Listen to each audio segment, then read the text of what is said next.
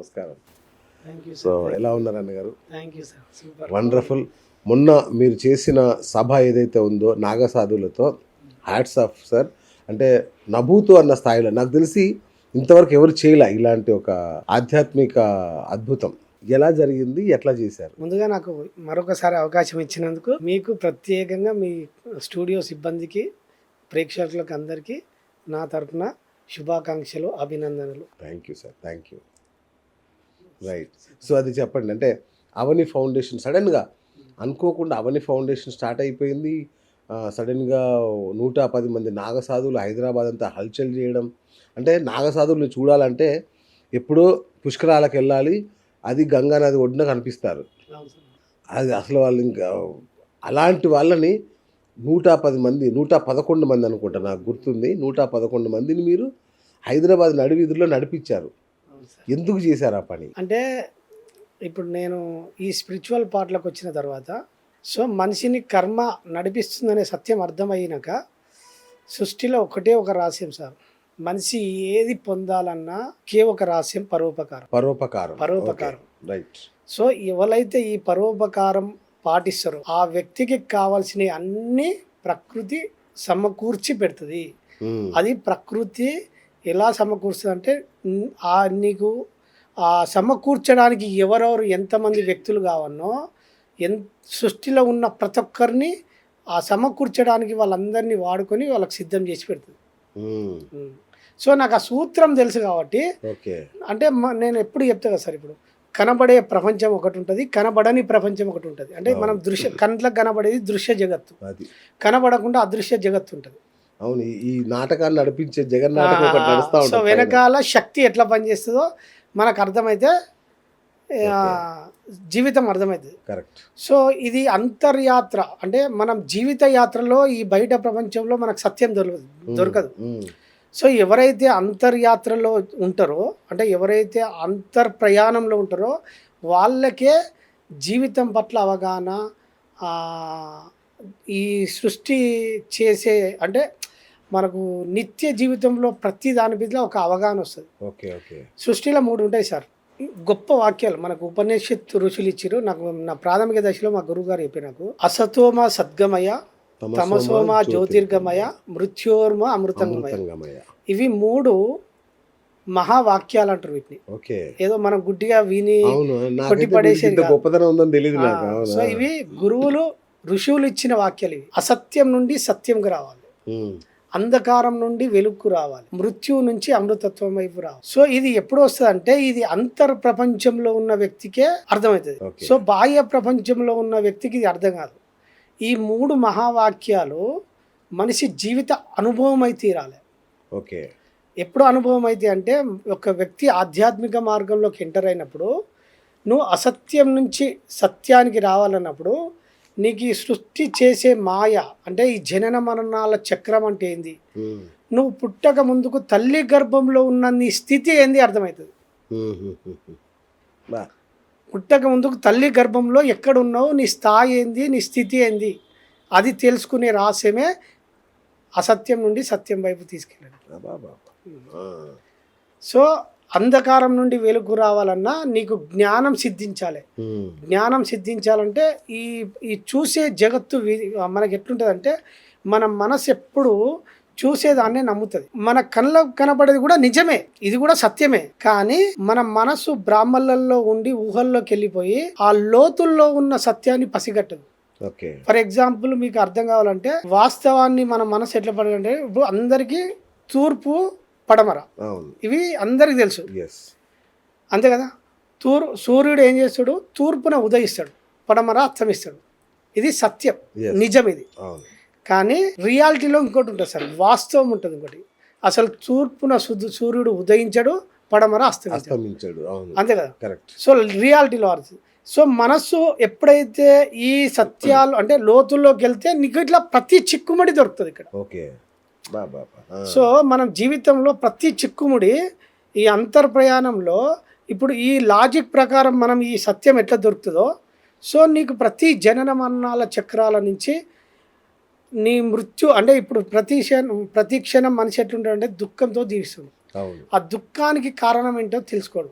ఇప్పుడు ఒక సమస్య వచ్చింది, ఆ సమస్య వచ్చినప్పుడు సమస్య వెనకాల పరిష్కారం మీదనే మన మైండ్ ఉంటుంది.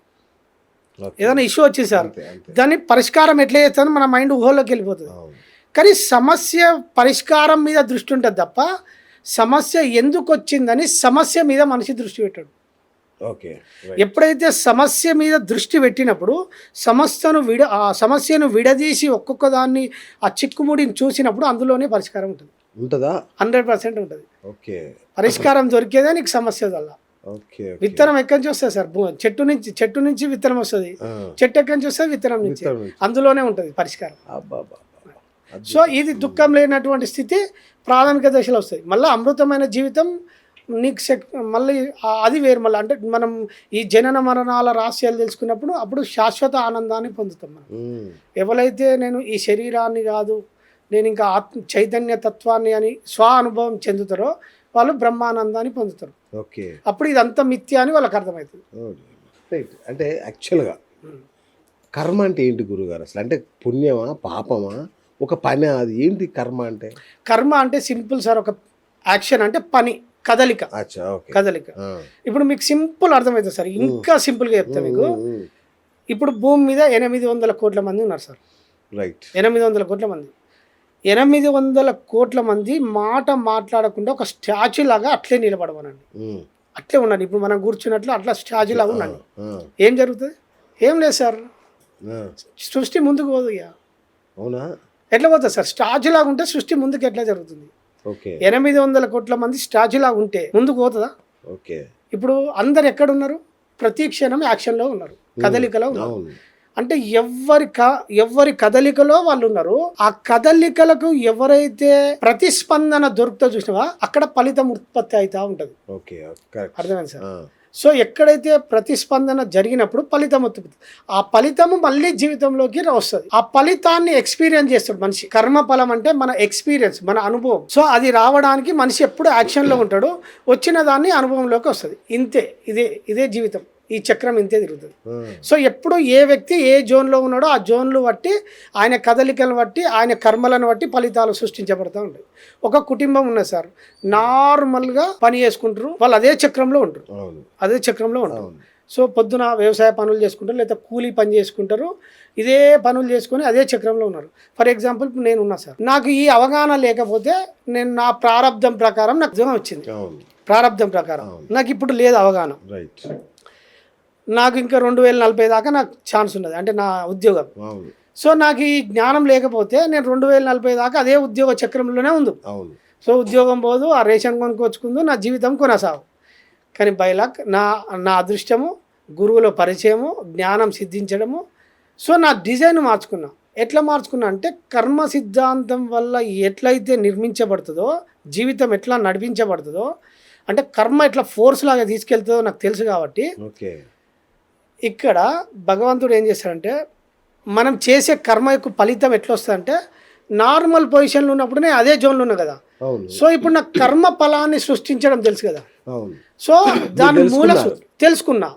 సో మూల సూత్రం తెలుసుకున్నా కనుక నేను నా ప్రారంధం ద్వారా వచ్చిన కండక్టర్ ఉద్యోగంలో వచ్చిన కొంత ధనాన్ని నేను ప్రకృతిలో పెట్టుబడిగా పెట్టిన.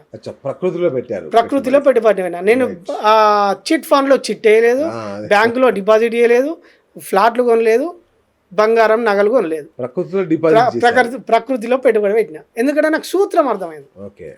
ఎక్కడ మన తలరాత మారుతుందో నాకు అది తెలుసుకున్న తర్వాత నా యాక్షన్లు, అంటే మనిషి కర్మ ద్వారా ఎట్లా జరుగుతుందో, సో నేను ఆ ధనాన్ని కొంత ఉపయోగించుకొని పెట్టిన తర్వాత నాకు ఆ ఫలితము వేరే రూపంలో వచ్చి వేరే అవకాశం వచ్చేసింది. సూపర్. ఇప్పుడు నేను చేసిన కర్మ ఉంది కదా, ఇప్పుడు నేను పేదలకు అన్నం పెట్టిన, లేని వాళ్ళకి హెల్ప్ చేసినాము, అనాథ పిల్లలకు కొంత వాళ్ళకు కావాల్సిన వసతులు, అంటే వాళ్ళకి కావాల్సినవి సమకూర్చిన. నేను నిరంతరం దాని మీద ఒక ఉద్యమం లాగా చేసిన. ఒక 3 సంవత్సరాలు, 3.5 సంవత్సరాలు ప్రాక్టీస్లో నేను అప్పుడు ఇంకా మీడియాకి రాకముందు సీక్రెట్ తెలుసుకున్నాక స్టార్ట్ చేసిన. దాని మీద నేను ఒక ఎక్స్పెరిమెంట్ చేసిన, ప్రయోగం చేసిన. ఏ కర్మకి ఏ ఫలితం వస్తుందని తెలుసుకున్న తర్వాత నేను మొత్తం దాని మీదే ఫోకస్ చేసి ఓకే ఈ కర్మకి ఇంత ఫలితం వస్తుందని చెప్పి నేను దాని మీద ప్రాక్టికల్గా చేసిన తర్వాత నాకు ఫోర్స్ తెలుసు నాకు అంటే కర్మ ఎట్లా నడిపిస్తా అంటే మీకు ఫర్ ఎగ్జాంపుల్ మనకి ఇప్పుడు స్కూల్ ఉంటుంది కదా సార్ మనం అందరం చదువుకున్నాం కదా అవును. ఇప్పుడు స్కూల్ ఎవరు నడిపిస్తారు సార్ ప్రిన్సిపల్ అంటే మనకు అనిపించే ప్రిన్సిపాల్ ఆ టీచర్లు అని మనం టీచర్లు, ఒక యంత్రాంగం అనుకుంటాం. అవును. ఇది కనబడేది మాత్రమే, కనబడకుండా ఇంకొక ఫోర్స్ ఉంటుంది, ఓకే ఫోర్స్ గవర్నమెంట్ అది పైన మేనేజ్మెంట్ అది. అవును. సో కనబడకుండా ఒక ఫోర్స్ ఉంటుంది, ఓకే. ఫోర్స్ నిన్ను లాక్కెళ్తుంది. అచ్చా. సో మన మైండ్ మన కర్మ ఏదైతే అనుభవించానో మన మైండ్ అటు లాక్కెళ్తూ ఉంటుంది. ఏం ఫోర్స్ అంటే వెనకాల టైం టేబుల్ ఉంటుంది. ఓ ఓకే. ఇప్పుడు టైం టేబుల్ లేకపోతే స్కూల్ ఎట్లుంటుంది? అస్సలు ప్రిన్సిపాల్కు ఏ టీచర్ను ఏ క్లాస్ పంపనో తెలియదు, ఎందుకంటే గైడెన్స్ ఇవ్వాలి కదా. ఇప్పుడు నేను ఒక మ్యాథ్స్ టీచర్ ఉన్నాడు, ఏ క్లాస్ పోగానే మళ్ళీ నెక్స్ట్ ఏ క్లాస్ పోగానో తెలియదు అనుకో. అవును. సో ఇక్కడ ఒక ప్రోగ్రామ్ మొత్తం నిర్ణయించబడ్డదా లేదా, ఇది ఆల్రెడీ స్క్రిప్ట్ రెడీ అయి ఉన్నది. సో ఆయన పొద్దున ఉదయం లేవగానే 9:30 స్కూల్కి రావాలి, ఈ పీరియడ్లో ఈ క్లాస్ చెప్పాలి, ఈ క్లాస్ ఈ పీరియడ్ అయిపోగానే ఈ 45 మినిట్స్ టైం అయిపోగానే వెనకాల ఫోర్స్ ఇంకో క్లాస్కు నెట్టేస్తుంది కదా, అవును. నన్ను తీసుకెళ్తుంది. అర్థమైందా? నేను ఇక్కడ చెప్పాలనుకుంటున్నా నాకు లోపల ఉన్నా, కానీ అక్కడ నెట్టికెళ్తుందా లేదా? వెళ్ళాలిగా. సో మన కర్మఫలం నిన్ను అట్లా నెట్టికెళ్తుంది. ఓహో. ఆ నెట్టికెళ్ళే క్రమంలో నీకు అక్కడ విద్యార్థులు ఎట్లయితే సిద్ధమై ఉన్నారో, టీచర్ చెప్పడానికి విద్యార్థులు ఎట్లా సిద్ధమై ఉన్నారో, మన కర్మ అనుభవించడానికి ప్రకృతిలో మనకి ఆ కర్మ ఫలాన్ని ఇవ్వడానికి ప్రకృతి ఏం చేస్తుందంటే ఈ సమకూర్చే గ్రూపును సిద్ధం చేసి పెడుతుంది.